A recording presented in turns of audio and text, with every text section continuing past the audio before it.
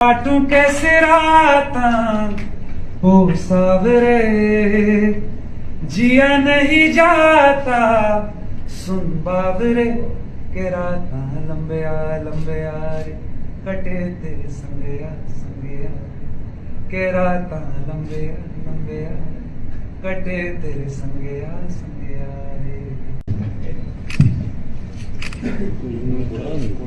Concert होने जा रहा है, क्या इसकी विशेषता है? बहुत बड़ा मैदान है ट्रांसमीडिया, किस प्रकार की व्यवस्था है, क्या नया देने वाले हैं?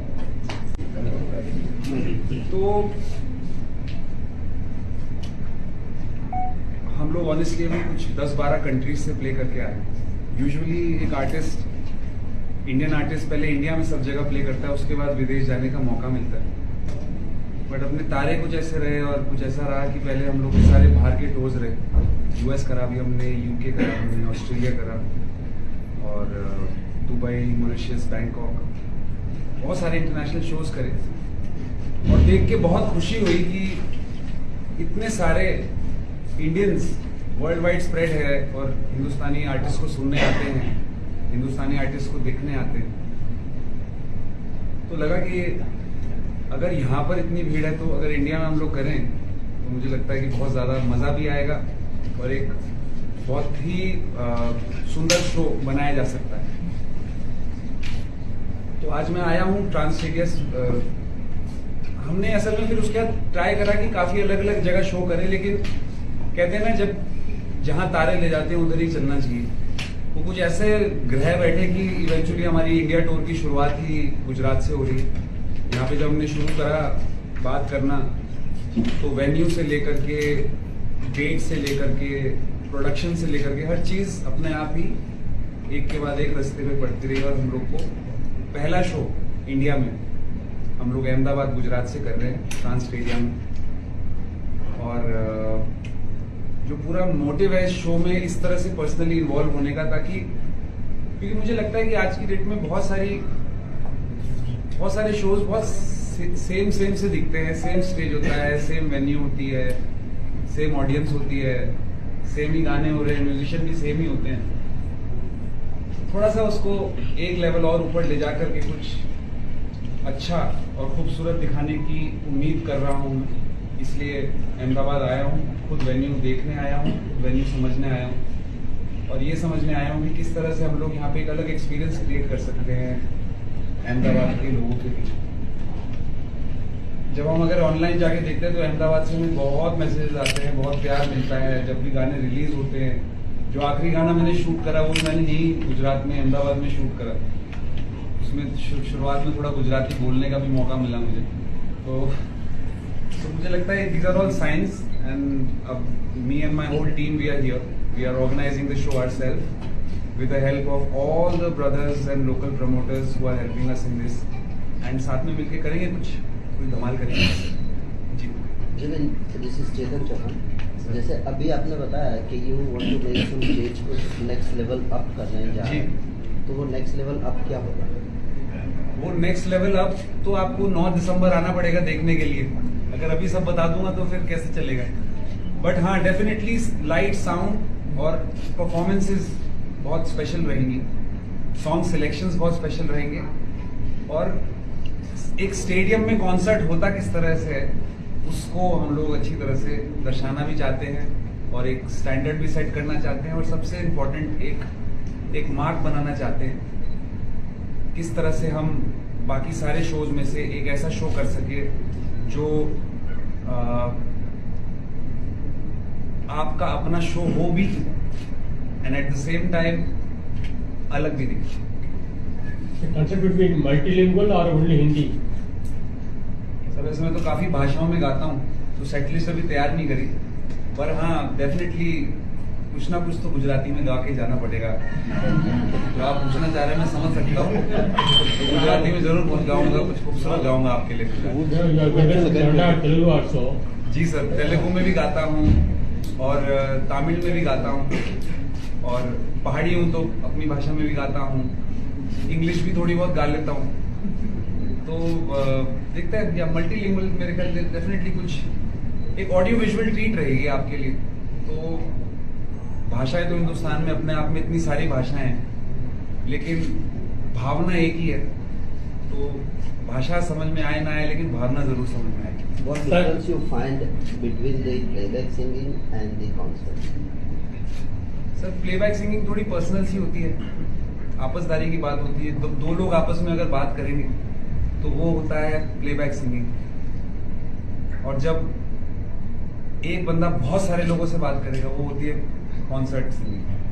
दोनों में डिफरेंस है कि स्टूडियो में थोड़ा एनवायरनमेंट एक्सप्रेशन पे ज़्यादा रहता है और स्टेज पे प्रोजेक्शन पे ज़्यादा रहता है, परफॉर्मेंस पे ज़्यादा रहता है, एंगेजमेंट पे ज़्यादा रहता है। अगर मैं खुद बहुत ज़्यादा एंजॉय करूंगा तो मुझे लगता है जनता भी एंजॉय करेगी। सर आपका पहला शो गुजरात में है, अहमदाबाद से शुरू कर रहे क्या हैं, बात है। तो ज्यादातर जितने भी शो हमने देखे, आपका जो पोल में एल्बम सॉन्ग था वहाँ पे मैं फोटोग्राफी करने के लिए आया था। हाँ, मैं पहचान शायद रहा हूँ। आपका ध्यान नहीं जी नहीं पहचान रहा हूँ। लेकिन वो सॉन्ग और यहाँ जो पब्लिक के सामने कुछ चॉइस कुछ दिमाग में रखा है कि मैं ये सॉन्ग प्ले करूँगा। ऑनेस्टली जब भी गाना रिलीज होता है इतने सारे मैसेज आते हैं गुजरात से। तो सबसे पहले तो जो अपने गाने, तो हिंदुस्तान में सर मैंने अभी तक शो करा ही नहीं है इस स्केल पे। हम लोग ने करा नहीं क्योंकि बीच में कोविड था, मौका लगा नहीं उसको। बहुत सारे गाने रिलीज करे, कोविड के बाद अब सीधा वर्ल्ड टूर पे निकल गए। तो यहाँ जो जनता आने वाली है 9 दिसंबर को, सबसे पहले तो एक बहुत बुके ऑफ सॉन्ग्स है जो मैंने कभी उन्होंने सुने ही नहीं लाइव, पहले तो वो सुनेंगे। उसके अलावा मैं और भी कुछ ऐसे ऐसे फ्लेवर सुनाना चाहता हूँ। मैं कुछ पुराने गाने भी गाना चाहता हूँ जो मुझे बहुत पसंद है, बचपन से जो गाया करता था, ऐसा भी कुछ गाना चाहता हूँ। कुछ ऐसे गाने हैं जो शायद उसमें कोई रेस रिलीजन कुछ है ही नहीं, उसमें कोई एज नहीं है उस गाने की। वो गाने मेरे पैदा होने से पहले भी चलते थे और शायद मेरे बुढ़ापे तक भी चलेंगे। तो ऐसे भी कुछ गाने रहेंगे उसमें। कुछ पर्सनल सी बातें होंगी, कुछ शेर व शायरी होगी, और अब इससे ज्यादा क्या बताऊँ। कुछ यहाँ पे जो लोग देखेंगे ये आपको, जी जी इसके लिए कुछ 2 लाइन बता दीजिए। हाँ जी। गुजराती में वो तो बहुत अच्छा यानी है, गुजराती लेकिन जो आपके दिल के करीब है वही सुना। गुजराती गाना मुझे थोड़ा सा याद करके आना पड़ेगा, पर 2 लाइन ऐसे मैं जरूर गा सकता हूँ।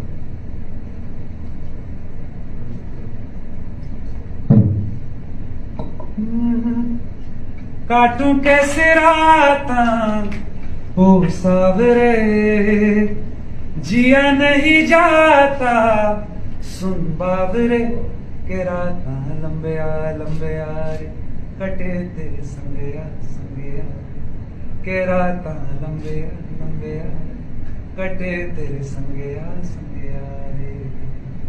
इसी पर आपको अवार्ड भी मिला है। जी सर, जी जी जी बिल्कुल बिल्कुल। अवार्ड तो यार मेरा आप लोग का प्यार है, वही अवार्ड है मेरा, बाकी तो मूर्तियां हैं सर।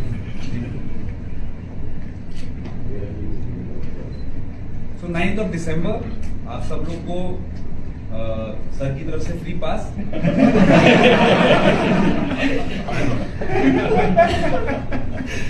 और प्लीज आइएगा, let's have some fun, let's do something interesting. पहली बार गुजरात आ रहा हूँ, आप लोग का प्यार चाहिए, आप लोग का सपोर्ट चाहिए।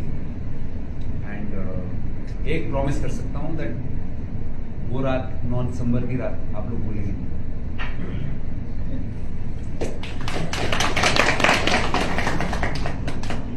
Any more questions? Apart from my relationship status.